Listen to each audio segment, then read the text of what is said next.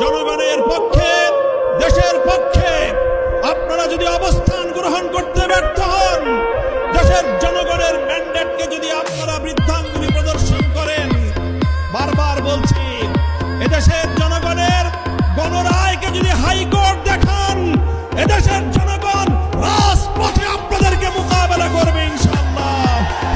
70% জনগণের বিপক্ষে গিয়ে দেশের ক্ষমতার মস্তদে টিকতে পারবেন না।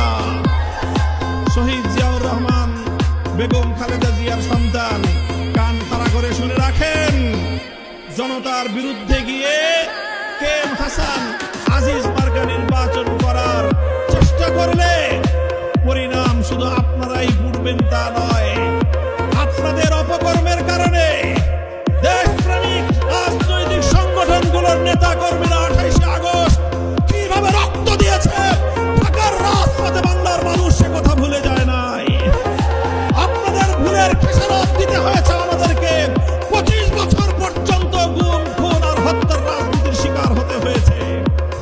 তাই আমরা চাই ভালোই ভালোই দেশ পরিচালনা করেন, জনগণের রায়ের প্রতি শ্রদ্ধা প্রদর্শন করেন, অন্যথায় রাজপথে, সংসদে আমরা আপনাদেরকে মোকাবেলা করবো ইনশাআল্লাহ।